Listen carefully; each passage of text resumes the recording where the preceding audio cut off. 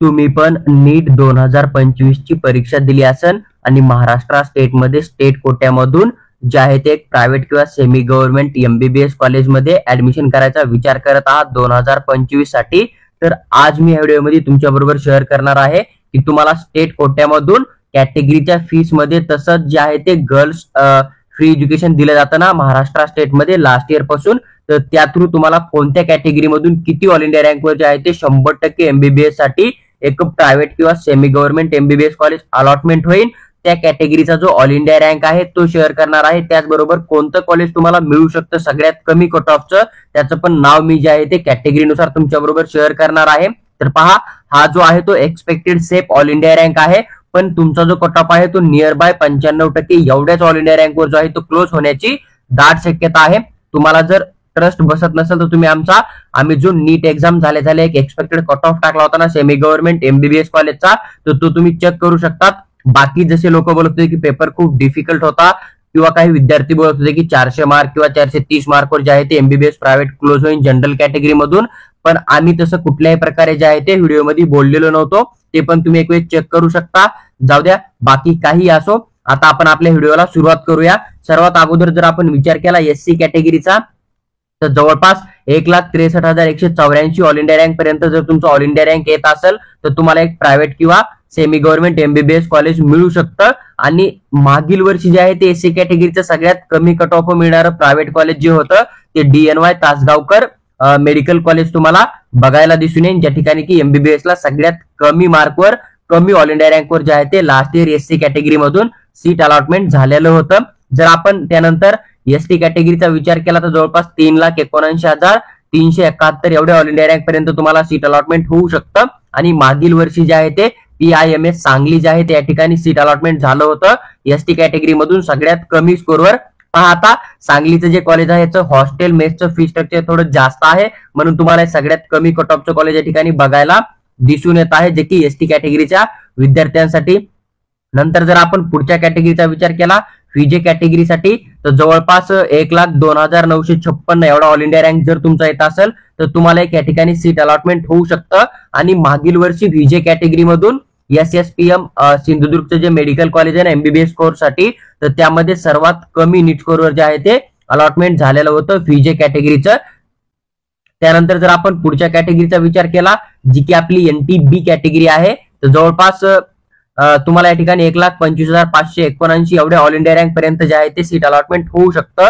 आणि मागील वर्षी PMC परभणीमध्ये जे आहे ते NTB कॅटेगरी मधून सर्वात कमी मार्कवर या ठिकाणी एमबीबीएस ला अलॉटमेंट झालं होतं। आणि हे सर्व जे आहे ते एक सेमी गव्हर्नमेंट एमबीबीएस कॉलेज आहेत, इथे तुम्हाला कॅटेगरीचीच फीस देणं आहे, कुठल्याही प्रकारे एक्स्ट्रा फीस द्यायची गरज नाही। त्याचबरोबर तुम्हाला या ठिकाणी मुलींचं 100% जे आहे ते फ्री एज्युकेशन लागू होत आहे। आम्ही एक कॉलेज या ठिकाणी स्किप केला आहे जे की वेदांता मेडिकल कॉलेज पालघरवाला आहे, त्या ठिकाणी जर तुम्ही चॉईस फिलिंग केली तर तुम्हाला यापेक्षा खूप कमी स्कोरवर पण किंवा ऑल इंडिया रँकवर पण सीट अलॉटमेंट होऊ शकतं। पण आठवण ठेवा, वेदांता मेडिकल कॉलेजची फी जी आहे ती खूप जास्त आहे, त्या ठिकाणी तुम्हाला कुठल्याही प्रकारे गर्ल्स फ्री एज्युकेशन किंवा मग कॅटेगरीचा बेनिफिट दिला जात नाहीये। तर त्याची जी काय 20 लाख पर इयर फीस आहे ना अप्रॉक्सिमेटली, तर तेवढी तुम्हाला फर्स्ट इयर पासून लास्ट इयर पर्यंत रेग्युलर पे करावी लागते। त्याच्यामुळे आम्ही वेदांता मेडिकल कॉलेज जे आहे ते पालघरवाला इथे ऍड केलेला नाही। नंतर जर आपण विचार केला NTC कॅटेगरीचा, तर जवळपास तुम्हाला या ठिकाणी 80,249 एवढा जरी तुमचा ऑल इंडिया रँक येत असेल तरी तुम्हाला NTC कॅटेगरी मधून या ठिकाणी कॉलेज मिळू शकतं। आणि मागील वर्षी SSPM सिंधुदुर्ग जे आहे ना ते NTC मधून सर्वात कमी कट ऑफ अलॉटमेंट होणारं मेडिकल कॉलेज तुम्हाला बघायला भेटेल। NTT कॅटेगरीचा जर आपण विचार केला तर जवळपास 19,233 ऑल इंडिया रँक पर्यंत तुम्हाला सीट अलॉटमेंट होऊ शकतं।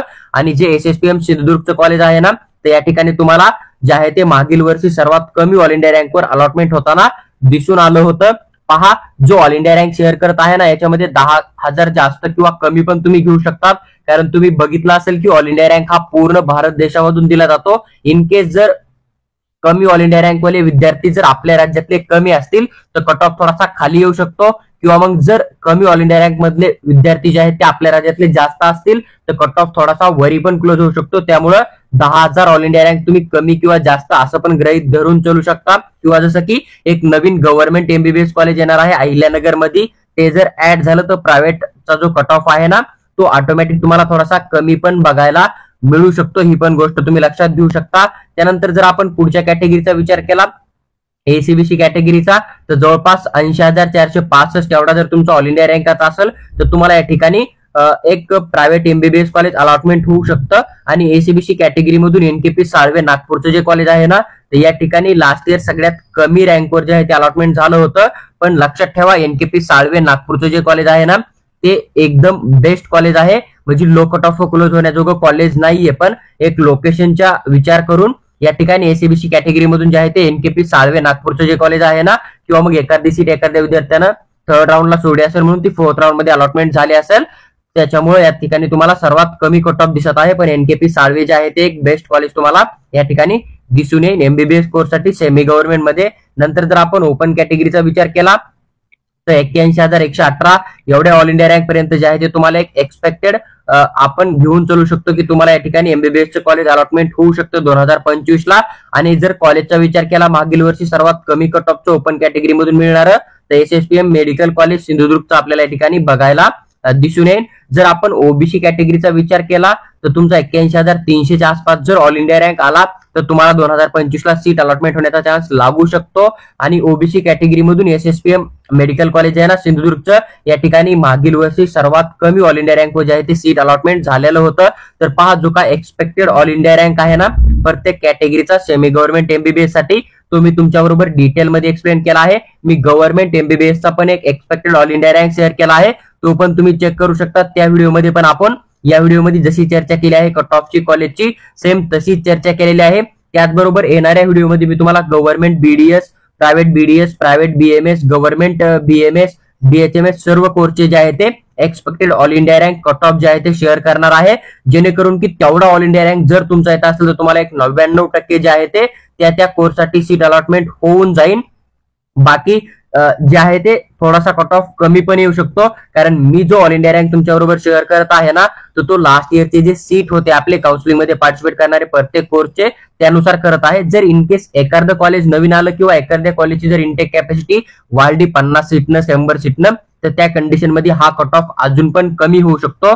पहा, जो काय डाटा होता मी तुमच्याबरोबर डिटेल एक्सप्लेन करून शेअर केला आहे. तुम्हाला जर व्हिडिओ आवडला असेल तर लाईक करा आणि चॅनलला सबस्क्राईब करून आमच्यासोबत जोडून राहा. किंवा मग जर तुम्हाला आमची पेड काउन्सिलिंग जॉईन करणं असेल तर तुम्ही आम्हाला या व्हॉट्सअप नंबरवर व्हॉट्सअप करा, आम्ही तुम्हाला पेड काउन्सिलिंग बद्दल सविस्तर माहिती नक्की शेअर करू.